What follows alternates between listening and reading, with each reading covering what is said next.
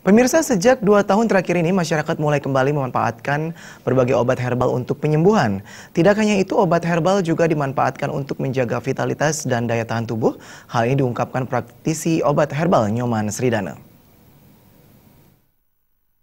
Pengobatan tradisional atau pengobatan dari herbal itu... Nyoman Sridana mengatakan, alam di Bali sangat kaya dengan berbagai tumbuhan yang sebenarnya memiliki berbagai khasiat lebih yang bisa dimanfaatkan sebagai tanaman obat.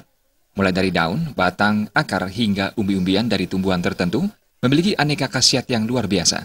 Obat alamiah yang telah diolah dengan baik dan dimanfaatkan sesuai dengan dosisnya, bahkan memiliki resiko yang lebih kecil dibandingkan dengan obat-obatan kimia.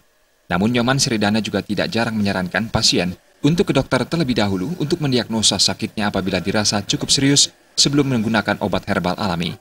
Pengobatan alami atau herbal biasanya dikonsumsi sebelum makan dan berbeda dengan obat kimia yang lebih sering dikonsumsi setelah makan. Dampak obat herbal memang lebih lambat dari obat kimia, namun sangat minim resiko. Ya.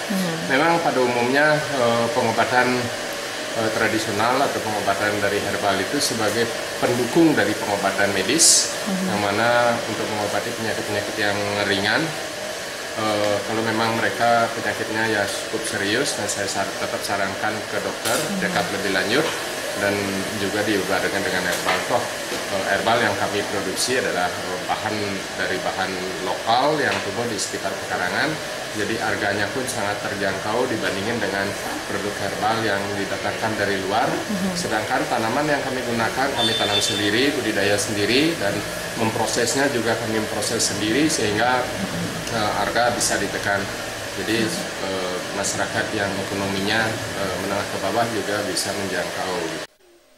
Selama puluhan tahun bergelut dengan pengobatan herbal, Nyoman Sridana mengatakan bahan baku untuk jenis tanaman tertentu saat ini memang sulit untuk dijumpai. Bahkan ada tumbuhan yang bila ditanam di tempat yang berbeda, memiliki kandungan yang berbeda sehingga dosisnya perlu diperhatikan. Pratnya Paramita, Bali TV.